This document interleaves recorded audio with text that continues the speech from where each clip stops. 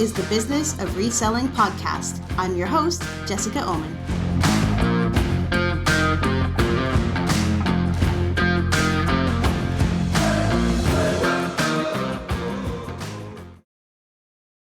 Hey everyone, it's Jess and welcome to episode 60 of the Business of Reselling podcast. Cool, I got to 60 episodes this year. I'm kind of proud of that, even though I've taken some breaks from the podcast. I feel good going out of this year with 60 episodes. I hope you've enjoyed all of them. And if you've missed some, please go back and listen to those.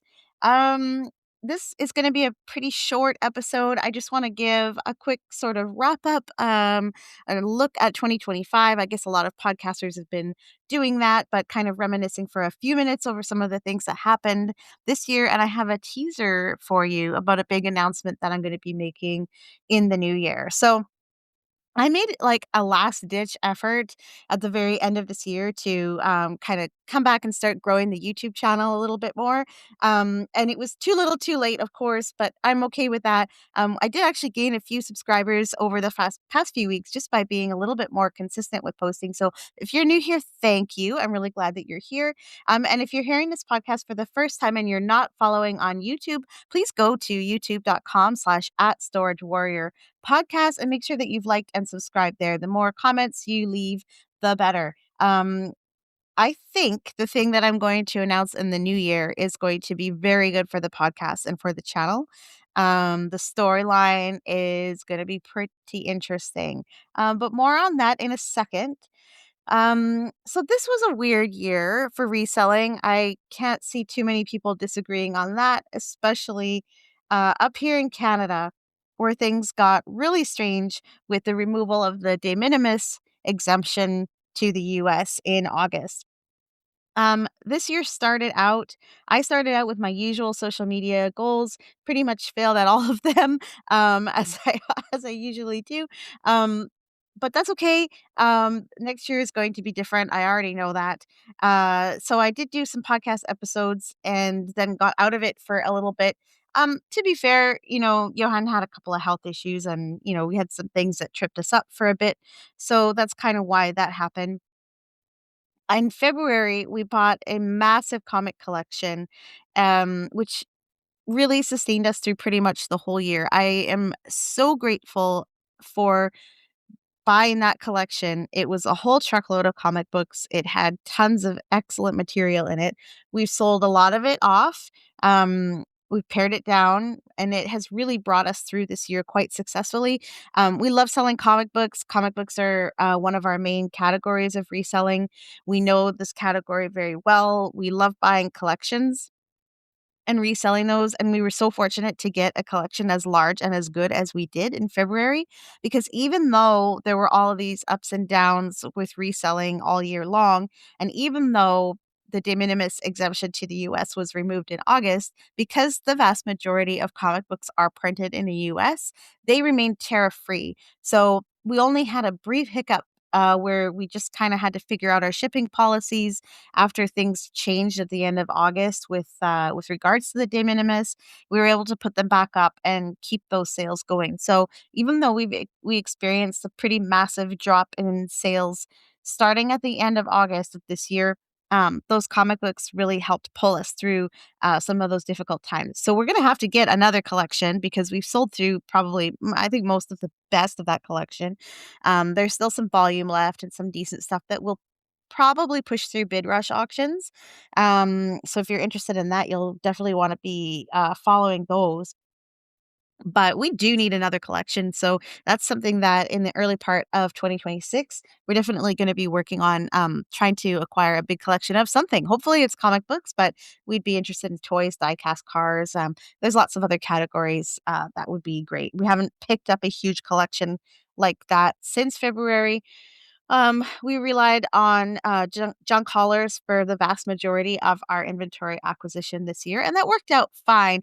But the randomness of it is the thing that kind of hinders hinders growth and hinders sales a little bit. Also, the bulk, because the stuff we get in junk trucks tends to be larger items, less shippable, so we don't get quite as much stuff that can go up on eBay or Poshmark. So anyway, that'll be an early objective in 2026.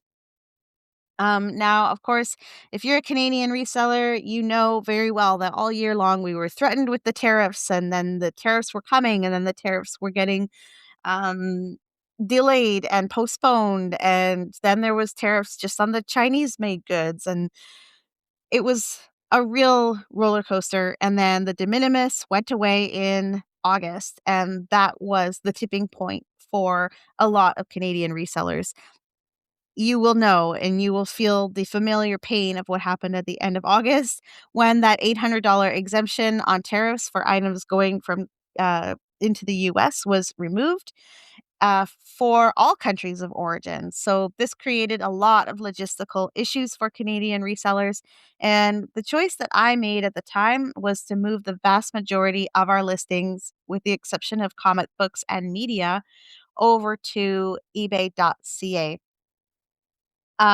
And if you've listened to the last few episodes of the podcast, you can probably feel and have picked up on a little bit of a sense of regret I have for doing that. On the one hand, it did allow me to clean up the store a lot and remove hundreds of items that were low value, poorly photographed, or just, not gonna sell because they just weren't really in any demand. So there were some advantages to it from that standpoint, but of course that is work that I could have done without moving items over to .ca. Um, of course, our Canadian sales were lifted quite a bit because of that, and I'm really grateful for that. So I'm really happy that we were able to increase our presence amongst Canadian buyers. And at the same time, we started using BidRush, an online auction platform that's based out of Toronto. They're a new company that started in July, and I really like the ease and the simplicity of the platform. It's really easy to use from both a seller and a buyer perspective.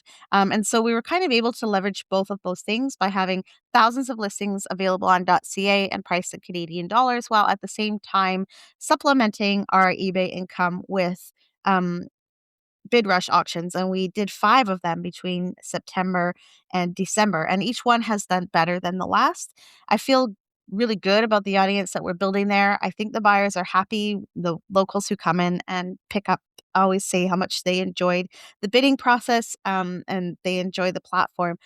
So I kind of feel like moving the listings over to .ca has kind of helped with BidRush, and BidRush has helped with .ca in a sense. And I have noticed a few of the same names showing up in the BidRush auctions. They're also showing up in our eBay store. So we're definitely getting some of that cross promotion. So from that perspective, I think that's something I can probably lean on a little bit more in 2026, is just continuing to build a loyal base of Canadian customers. So if you're listening to this, thank you so much for joining on and buying things from us. So I can't say that I totally regret making the move to bring all of those listings over to .ca. However, and I mentioned this in the last episode or two, I will be probably putting more items on ebay.com again going forward, especially if they are made in the USA, or like countries where the tariffs aren't particularly high, which is be most European countries and a couple of Asian countries as well. 10 to 20% I find is kind of okay.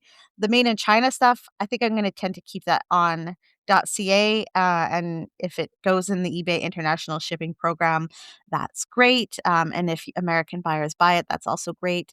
But yeah, so I'm going to kind of balance it out, and I think I probably have around, I don't know, 13 or 1400 listings on .com now, and another 2600 2,700 on .ca. So I'm kind of thinking I want to even that out and end up having about half and half on .com versus .ca. Honestly, I never totally finished that project of moving things over to .ca. I have 385 listings sitting in unsold that I still haven't decided what to do with. So eventually I'll have to deal with that. And honestly, right now, I think the easy button is just going to be to pull all of those items out from the eBay section of the warehouse and run them through our BidRush auctions. I think that is probably going to be the easiest way to deal with that stuff, rather than figuring out the country of origin and making decisions on, which site to list them on, or retaking photos in some instances. I just don't want to do it. It's easier to run it through BidRush.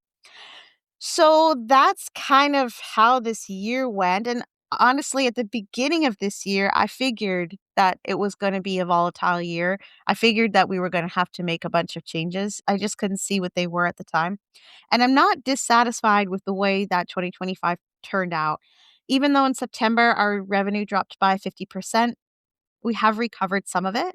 And November and December have not been bad months. They're still down like over 40% from previous years. But at the same time, I still feel like we're building something back. We're building something through BidRush.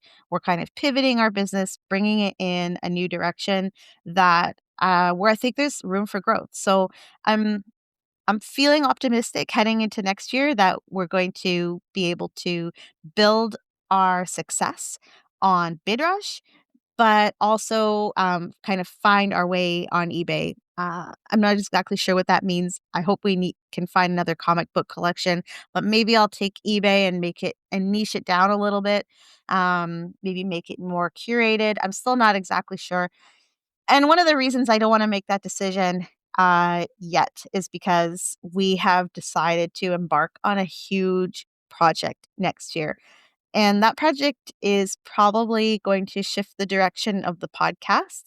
Um, and it is not exactly related to reselling, although it is born from reselling. I hope I'm being appropriately vague here and keeping your interest. But in a roundabout way, it's going to sort of loop back to the original mission of the podcast, which was to discover how to make $1 million in reselling. So we think we found a way to get there, but it's not going to look exactly the way I envisioned it in 2022 when I started the pod. So that's all I'm going to say about that. I need a few more things to crystallize and be put into place before I'm going to tell every one of my listeners about what this project is. But it's going to be interesting, and I think you're going to enjoy hearing about it and watching it as well on video because it will lend itself a lot to video content. So that's your teaser. And that's my year. How was yours? Curious what lessons you're taking from this very bizarre year in Canadian reselling. I'm curious if you think that reselling for Canadians will get even harder next year than it was this year, or do you think that you're going to find your way, or maybe you already have and you're comfortable with what's going on? I'm really curious. I would love to know in the comments. So please leave one and let me know what you think the future holds for Canadian reselling and for your business as well. Once again, don't forget to subscribe to the pod anywhere you get your podcasts. You can do that at businessofreselling.com and come on to the YouTube channel. That's youtube.com/ at Storage Warrior Podcast. Like and subscribe. And I think you're really going to enjoy some of the stuff that I'll be bringing to that channel next year. Don't forget, we're always buying. Hook us up with a great pick in British Columbia. You will receive a gift. Thank you so much for listening through this year. That'll be it for 2025 for me, and I'll be back with new episodes starting in early January. See you later.